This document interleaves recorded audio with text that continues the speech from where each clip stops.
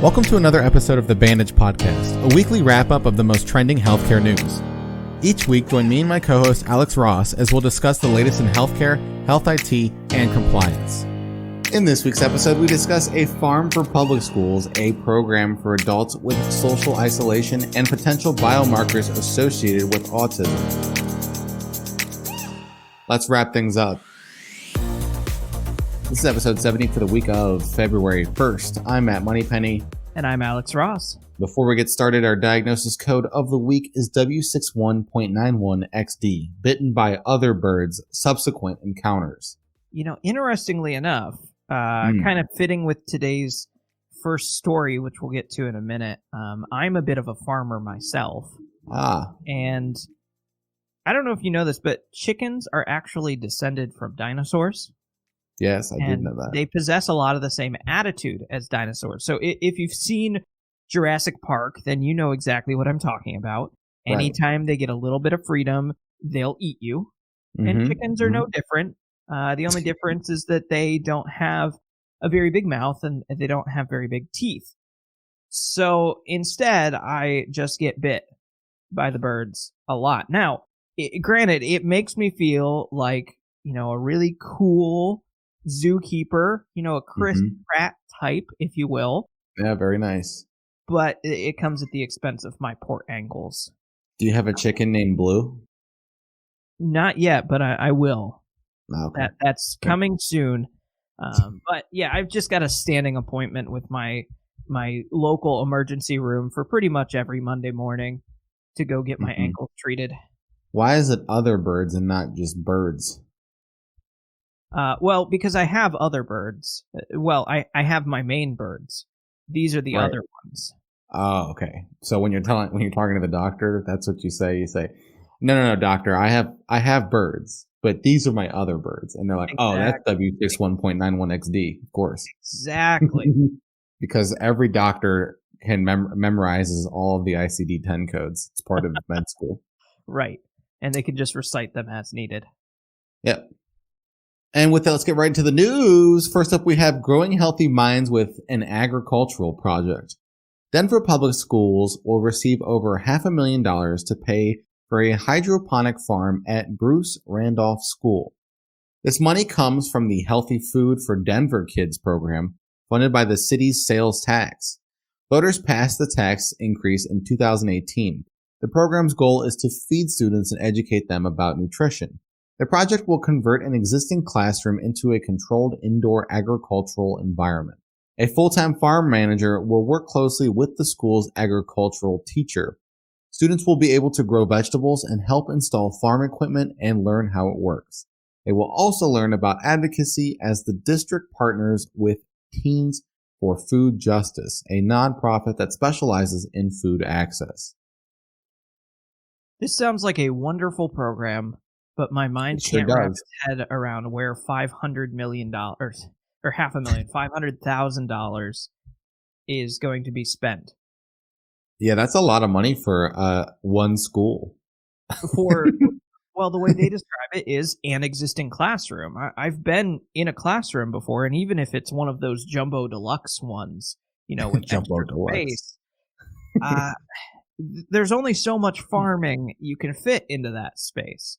I have to imagine that a lot of it does go to paying the salaries of this new full-time farm manager and their benefits and whatnot. But goodness, that's a lot of money to set up something like this.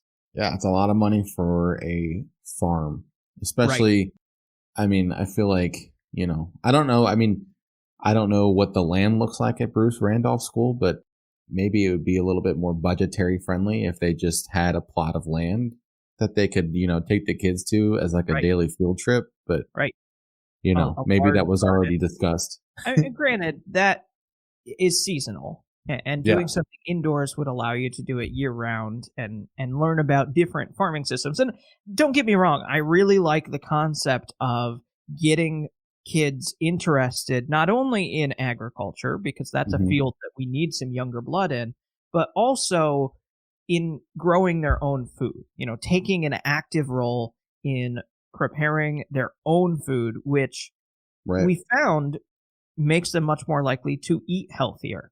when they have a role in producing that food, they're more likely to eat that food. I think that's great. My challenge becomes perhaps there's a more efficient way to use that much money to get the same outcome. Mm-hmm.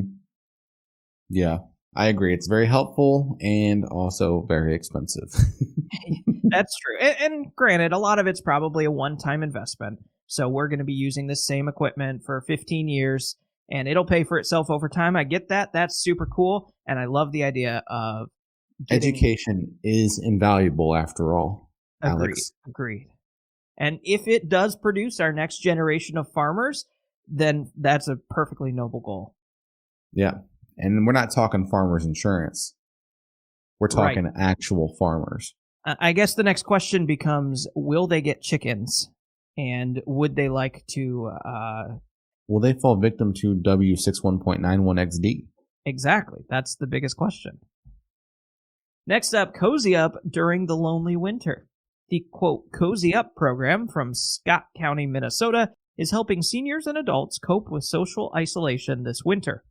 Seniors who signed up will receive a series of mailings designed to keep them mentally active while staying at home. The first mailing was scheduled to arrive this past week. The second involves a creative project, and the final mailing will contain a surprise gift. Winter can be a challenging and isolating time for seniors, especially during the pandemic. The booklet and activities were designed to have a personal element with activities that offer opportunities to engage and reflect.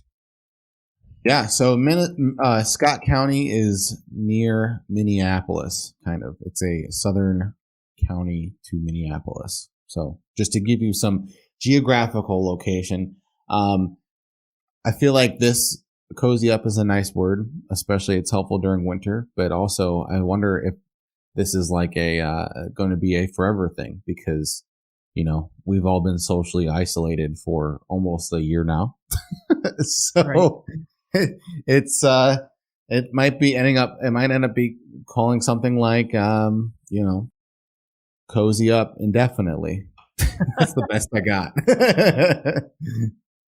Now seems like it would be a great time to try and, I guess, teach or show a lot of our seniors how to use certain internet-based or computer-based programs. And here's my idea, right? We're trying to give them activities to keep them mentally active, provide some comfort in these kind of isolated times. What kind of things do, I don't know, when I think of my grandmother, the kind of activities that she partakes in regularly are things like bingo or playing bridge with her friends every Thursday or, solitaire even. All of these things could be accessed and even played with the same people through our technology. Through a tabletop simulator, you could be playing with your same bridge group from your distanced area. I think that would be a great system or way to try and reach people. And it'd be great if we had, I guess, funding to provide technology like that. Now you've got me thinking. I'm thinking maybe mail order bingo. Right. A lot of times we've seen, we've talked about technology that helps kids learn. I feel like it's the same kind of idea. It's just with elderly. And it makes sense to me. It makes total sense to me. So maybe that is something, maybe we're just giving out $1 million idea right now. It makes me think of a lot of the virtual reality games that are out, which, kind of lack a lot in the game department and really end up just being a lobby where you can exist and talk to people. And how cool would that be for my grandma to just be able to drop into a virtual world and go sit and play virtual bingo? Yeah, and then they can end up getting technologically savvy enough that they end up playing Fortnite. Yeah, right. And then all the 5-year-olds are getting wrecked by my grandmother. Exactly. That kind of brings new meaning, though, when I hop on and I tell these kids, my grandma could be... Well, yeah, she probably could. Oh, yeah, she did. She actually did. Yeah, actually, last week, she did. Next up, a possible missing piece in the puzzle. Machine learning tools identified patterns of maternal autoantibodies indicating the likelihood and severity of autism in children. Autoantibodies are immune proteins that attack a person's own tissue. A pregnant mother's autoantibodies can react with her growing fetus's brain after its development. Researchers analyzed plasma samples from mothers to detect reactivity to 8 different proteins that are abundant in the fetal brain. The machine learning algorithm analyzed around 10,000 patterns and identified the top 3 patterns associated with maternal autoantibody-related autism spectrum disorder. With these biomarkers, there's potential for early diagnosis of MAR autism and more effective behavioral intervention. It also paves the way for more research on potential preconception testing. Now, this is one potential factor that I honestly have never heard about in regards to autism, is a potential, in a way, autoimmune attack from the mother to the child. I guess the question becomes, is there some relation between the mother's life, the mother's environment, and her propensity to have these autoantibodies that could potentially cause MAR autism?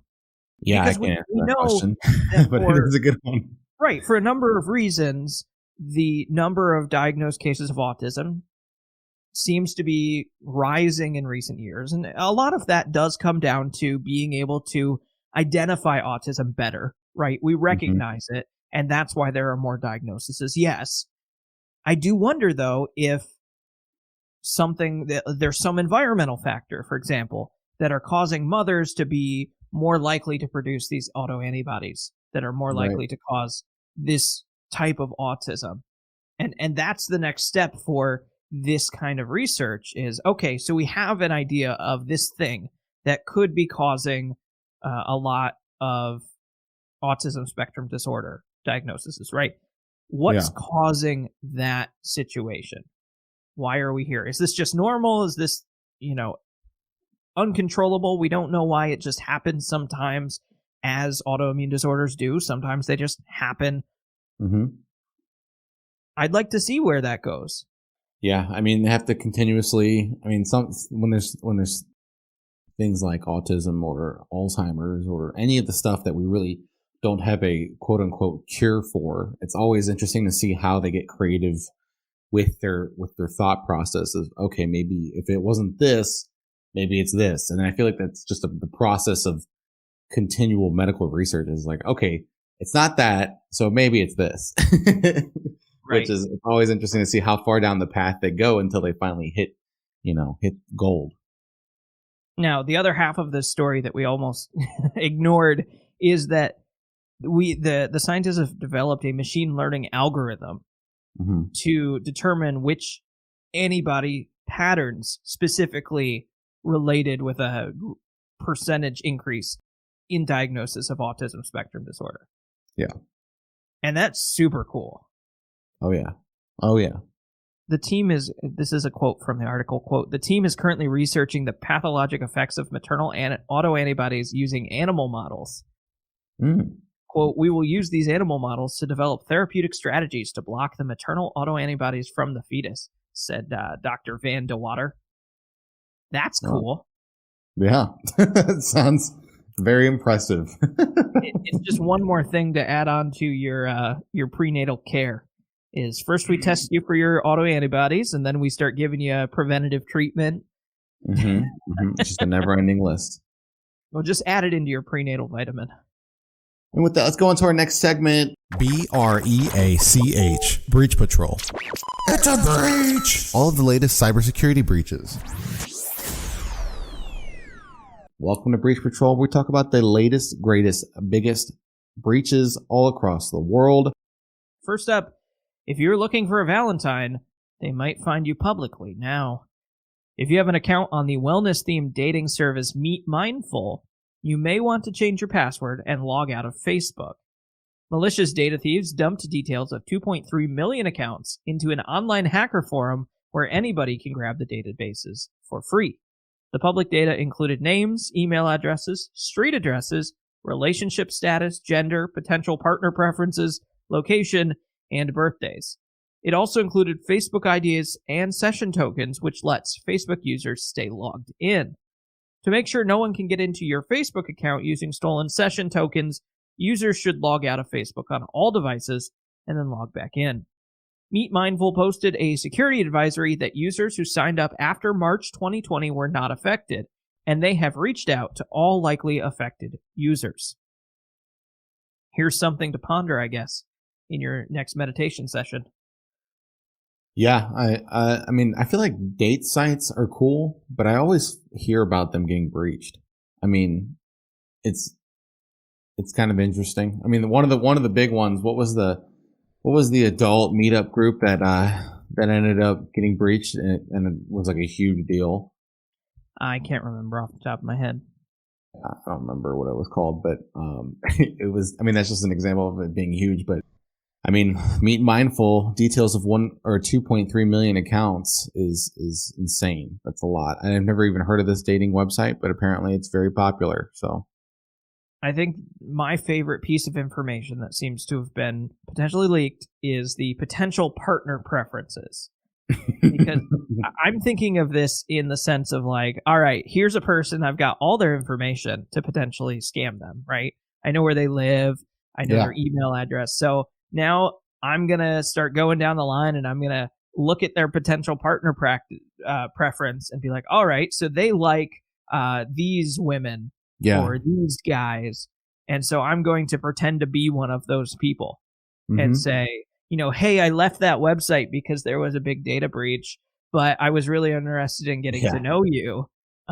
Please just send me money so I can come visit, right? Alex, are you a part of this malicious group? Because that sounds very, very specific. Are you exposing your own strategy? Yeah, of course. No, but that's why it's so dangerous, is because all that very specific information could be used to make targeted phishing attacks, which obviously the more targeted a phishing attack can be, the more likely that it succeeds. And that's the bad thing. So basically, if you get an email that says, hey, this is so-and-so from Meet Mindful, probably... probably keep that within the app if you're still going to be a part of it. Right. That's why they recommend you only talk within the app. Next up, shop till you drop, or at least until your data does. Bonobos, and I'm not talking about the monkeys, a men's clothing store owned by Walmart, suffered a massive data breach exposing millions of customers' personal information. A cloud backup of their database was downloaded by the threat actor. Bonobo states that the corporate systems were not breached in the attack. This leaked database is a 70 gigabyte SQL file containing various internal tables used by the website. It also includes 7 million customers' email addresses and phone numbers, 3.5 million customers' partial credit card numbers, and 1.8 million customers' order information and encrypted password. The company sent an email to the customers prompting them to change their passwords for their Bonobos account and any other account with the same password. It's kind of interesting that 70 gigabytes equates to millions and millions of customers' information. Oh, absolutely. Yeah. Data is cheap, I guess. Mm-hmm. I guess so. And it's also compressed these days. Before we get too far, though, I just want to make sure that we're clear. Bonobos are not a monkey. They are a type of chimpanzee. They are an ape. So the more you know. If you want to learn something, if you learn anything from this episode, right? Yeah. If you learn anything, what you should know is that monkeys have tails, apes do not. Oh, okay.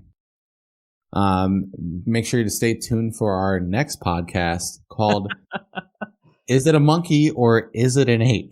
That'll be a new game that we play at the end of every episode. Yeah. We put a picture of a monkey on the screen and show the audience, and then we have to determine whether or not it's a monkey or an ape. Anyways, yes. I like how the one thing that they did, though, and this isn't sarcasm, but I actually do like that they said to make sure to change their password for their Bonobos account and any other account with the same password. So Right. Not very many companies, they only go to the depths of saying, hey, change your password on your account for us. Don't worry about any of the other accounts. Right. And so many people use the same password. We probably should recommend that they do that. Yeah. Right. Then again, I don't know about you, but I have thousands of accounts because everybody requires you to sign up for an account to use their service. And I couldn't possibly go through and change all of them. Right. Granted, they don't all use the same password, but I don't know which ones do. I don't know. I use a password manager, which I hope never gets breached. Yeah. Next up, his work here isn't done until he gets what he's owed. A class action lawsuit has been filed by a retired transit worker after a TransLink data breach. The individual claimed that the Canadian Transit Company failed to responsibly manage his and other employees' personal data during the breach. The lawsuit is seeking compensation for everyone who was affected. It states that the breach resulted in the loss, theft, or compromise of highly sensitive information of TransLink employees. It also says that the breach occurred as a result of the company's failure to comply with its obligations under the Freedom of Information and Protection of Privacy Act. But TransLink said that it proactively disclosed suspicious activity on its network within hours of the incident and kept people informed as best they could during the investigation. We don't usually hear of private citizens suing, basically, in regards to a data breach. Yeah, no, this is new for us. We don't really get stories that are like this. But, sometimes the people need to stand up. And it's got to be like, well, I mean, if I trusted you with my data, the least you could do is protect it. So it goes back to, whether or not they win this lawsuit or not, as in the person who's suing the company, goes back to privacy policy, terms and conditions. Right. And also if the company has safeguards in place that are adequate enough according to the judge and the law, that, it's like, oh, well, it looks like they tried everything they could, but it still got breached. So, sorry. Yeah, that's one way I expect this lawsuit to go. It's going to be, well, here are the terms that you agreed to, and they did their job. Things happen. Oops. Yeah, exactly. That's one possible solution. Now, the other option is, of course, that they look at the terms that you agreed to, and they look at the efforts they made, and they said, you purposely took shortcuts or whatever, and then just thought you were excused because of the things you put in your terms and conditions. And they could potentially rule that, terms and conditions are not the end-all, be-all of what you are and are not allowed to do, and there are still reasonable precautions and steps that you have to take as a company in order to protect your employees. Right. And that's it for this week's wrap-up of your weekly healthcare news. I'm Alex Ross. And I'm Matt Moneypenny. And we'll see you next week. Thank you for joining us for this week's episode of The Bandage. This week's episode was written and produced by eTactics. eTactics is a leading revenue cycle solutions organization committed to providing innovative, web-based solutions that improve our clients' cash management and customer relationships. Thanks, and we'll see you next week.